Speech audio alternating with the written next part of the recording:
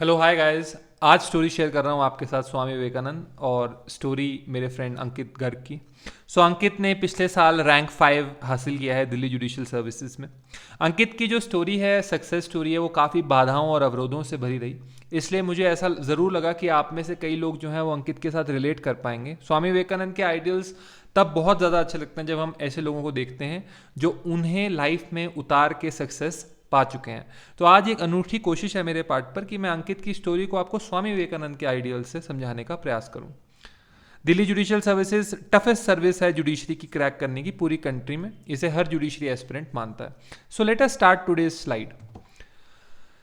जो एक बहुत अच्छी बात स्वामी जी ने कही थी वो ये कही थी कि मेरे जो देशवासी हैं उनके पास नर्व्स ऑफ स्टील होने चाहिए, यानी कि वो घबराहट से भरे और जिसे कहते हैं ना कि एंग्शियस, बहुत ज़्यादा फियरफुल, ये नहीं होना चाहिए। नर्व्स ऑफ स्टील होने चाहिए, मसल्स ऑफ आयरन होने चाहिए, क्योंकि अगर जो फिजिकली स्ट्रांग नहीं है वो अपना दूसरों का बचाव क्या करेगा, वो अपना बचाव भी नहीं कर सकता, चाहे वो पुरुष हो चाहे वो महिला हो। और माइंड ऐसा चाहिए जो वज्र समान हो, यानी कि बहुत ही ज़्यादा इंटेलेक्चुअल पर्सन्स, बहुत ज़्यादा ऐसे पर्सन जो अगर कोई चीज़ को लें तो उसे पूरा ख़त्म करके छोड़ें। विनर्स अप्रोच इनकी हो। तो आज हम देखते हैं कि स्टोरी ऑफ अंकित गर्ग में कैसे आती है। राइट, रैंक 5 इन्होंने हासिल किया दिल्ली जुडिशियल सर्विसेज में। देखिए 2016 के अंदर पास आउट हुआ अंकित। एनएलयू से इन्होंने एजुकेशन ली अपनी, Rajiv Gandhi national university of law.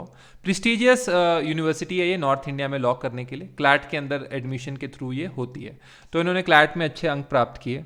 उसके बाद इन्होंने एनएलयू के अंदर भी अपनी बहुत अच्छी स्कोरेज रखी, 70% और A+ के साथ ये पास आउट हुए। नेचुरली जब एक ग्रेजुएट एनएलयू से पास करता है तो इन्होंने कॉर्पोरेट वर्ल्ड में जा सकते थे, लेकिन उन्होंने उसे टाटा बाय बाय किया, क्योंकि इन्होंने एक सपना पूरा करना था जो इन्होंने देखा था, वो था जज बनने का। अब सबको यही लगा कि 1 नहीं तो 2 साल के अंदर अंदर अंकित जो है वो जुडिशरी क्लियर कर देंगे, क्योंकि जो एग्ज़ाम था वो अंकित के ऐसा नहीं था कि इंटेलेक्ट लेवल से नीचे था या ऊपर था, बल्कि मैं कहूँगा समांतर स्तर पे था। और बहुत मेहनत की अंकित ने, लेकिन सफलता जो चाहते थे वो हाथ में नहीं लगी। इनफैक्ट एक ऐसा भी टाइम आया जो मैं जानता हूँ पर्सनली कि इंश्योरेंस तक के एग्जाम्स अंकित ने दिए, लेकिन इंश्योरेंस के एग्जाम्स में भी 0.25 से 0.5 से निराशा ही हाथ में लगी। ऐसे कम से कम 15 से 20 एग्जाम्स देने के बाद डिफरेंट स्टेट्स में एग्जाम देने, मतलब मान लेते हैं अगर MP जुडिशरी का पेपर हो रहा है तो ग्वालियर में जाके अंकित ने एग्जाम देना, और वहाँ पर भी असफलता को स्वाद लेके आना, जो कि बहुत कड़वा होता है। तो ये सारी चीज़ें जो है ये अंकित ने महसूस की अपनी इस जर्नी के दौरान जज बनने की। राइट, लेकिन एक जो चीज़ कभी अंकित ने नहीं देखी, वो जो जिसने इन्हें सबसे अलग बनाया, वो था एक ऑप्टिमिस्टिक व्यू पॉइंट। ये कभी नहीं छोड़ी अंकित ने। असफलता पे असफलता हाथ आती रही, लेकिन एक ऑप्टिमिस्टिक व्यू पॉइंट की कोई बात नहीं, आज किसी और का समय है, कल मेरा समय होगा, ये ऑप्टिमिस्टिक व्यू पॉइंट। और एंड गोल पे इन्होंने रिजल्ट रखा कि आफ्टर ऑल, जैसे अंकित मुझे कई बार कहते थे कि आफ्टर ऑल बनना तो जज ही है, अगर अभी नहीं बना तो 6 मंथ बाद बन जाऊंगा, लेकिन बनूंगा जज ही, और अपनी प्रिपरेशन को मैं नहीं छोड़ूंगा। हर एक असफलता के बाद वो अपने प्रयास को बढ़ाते ही गए। जैसे स्वामी जी कहते हैं कि अपने गोल पर फोकस रखें, तो अपने प्रयास को करना उन्होंने कभी भी नहीं छोड़ा। कम से कम 20 से 25 असफलता, यानी कि आप मान के चलिए कि आपने 20 से 25 फॉर्म भरे 2-3 साल के अंदर एक प्रेस्टिजियस एग्जाम के। बार बार आपने उसकी तैयारी की, बार बार आपने रट्टे लगाए, लेकिन बार बार आप फेल होते गए। राइट, तो इसके बाद भी उन्होंने वो नहीं छोड़ा। अब देखते हैं कि किस चीज़ के कारण इनकी सक्सेस हो पाई। तो स्वामी विवेकानंद ने एक बहुत अच्छी बात बोली थी, पिछले वीडियो में मैंने ये शेयर किया था कि do one thing at a time and while doing it put your whole soul into it and the exclusion of all else. तो धीरे धीरे अंकित को समझ में आने लगा कि 20 से 25 फॉर्म्स जो मैं भर रहा हूँ, इंश्योरेंस का पेपर दे रहा हूँ, दूसरे एग्जाम बैंक के एग्जाम्स में दे रहा हूँ, ये मुझे करने की जरूरत नहीं है, क्योंकि मैं कहीं ना कहीं ऑप्शन B को लेके साथ में चला हूँ। मुझे सिर्फ ऑप्शन A पर फोकस करना है, और वो था इनका जुडिशियल ऑफिसर बनने का। जब से इन्होंने अपनी ट्रैक को चेंज किया तो ये पूरी तरीके से एक ही गोल पर, एक ही लक्ष्य इन्होंने साधा, और फिर जो वो जुडिशरी का पेपर है वो इनके बहुत ही अच्छे मार्क्स से क्रैक होना स्टार्ट हुआ। तो जैसे मान लेते हैं प्रीलिम्स ये कहीं पे भी देने जाते थे तो प्रीलिम्स ये टॉप करते थे। तो इसका मतलब ये हुआ कि जो जैसे मान लेते हैं प्रीलिम्स, मेंस, जो जुडिशरी का पेपर है वो 3 पार्ट्स में डिवाइडेड होता है। तो एटलीस्ट प्रीलिम्स इनका खत्म हो गया। किसी भी स्टेट में इन्होंने पेपर देख के जाना तो इन्होंने प्रीलिम्स तो आराम से क्लियर करना, फिर इन्होंने मेंस पर फोकस करना स्टार्ट किया, क्योंकि ये सब हो पाया जब इन्होंने अपनी डिस्ट्रैक्शंस को खत्म किया और एक लीनियर मोशन में ये अपने गोल की तरफ बढ़ने लगे। तो ये देखिए यहाँ पे आप स्वामी विवेकानंद का डायरेक्ट एडवाइस का असर देख सकते हैं कि इन्होंने सिर्फ और सिर्फ जुडिशरी पर फोकस किया, जुडिशरी को ही अपना साधन और साध्य सब कुछ इसी में लगा दिया और इसके रिजल्ट्स दिखाई देने लगे। दिल्ली जुडिशरी जो 2019 में हुआ, उस पहला पार्ट जो मतलब पहला एक रिक्रूटमेंट हुई, उसमें इनका किसी कारणवश नहीं हो पाया एडमिशन, क्योंकि मेंस के अंदर इनके मार्क्स थोड़े कम आए। लेकिन वही जो 2019 में पार्ट 2 यानी कि दूसरी जो रिक्रूटमेंट हुई, उसके अंदर इन्होंने रैंक 5 हासिल कर लिया, क्योंकि इन्होंने लक्ष्य एक ही बनाया।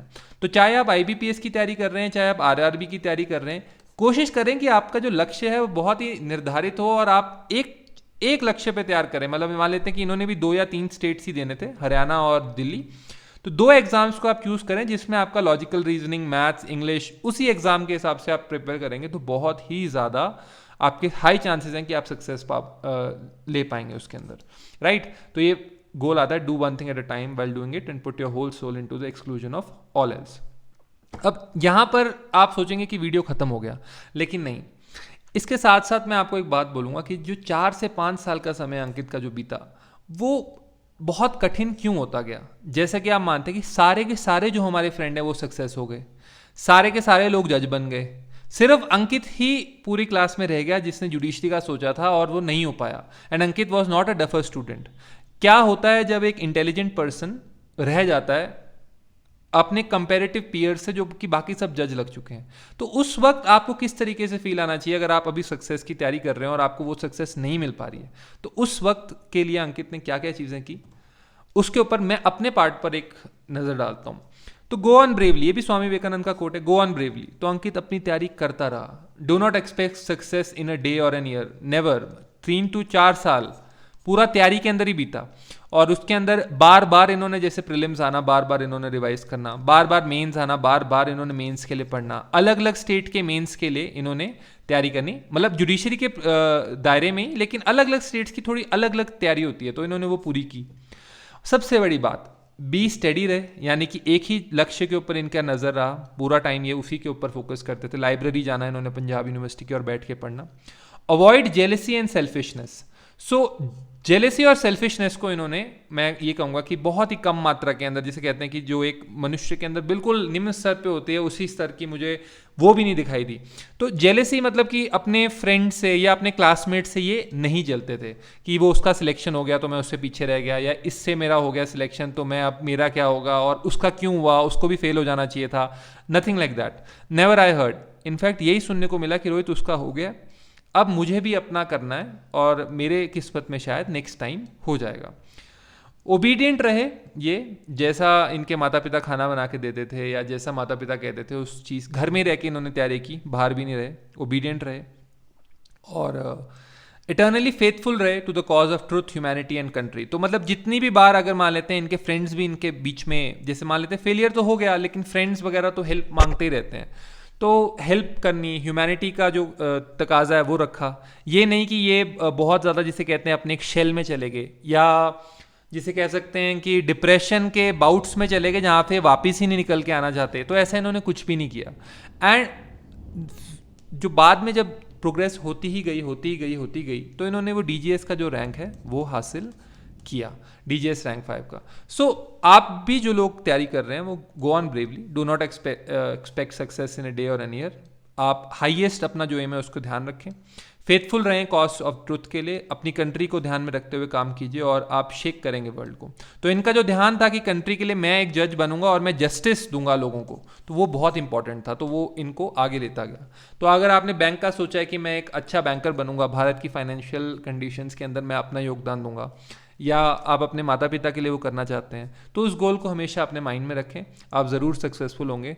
यही आशा करते हुए मैं रोहित शर्मा आपसे अलविदा लेता हूँ। Thank you very much.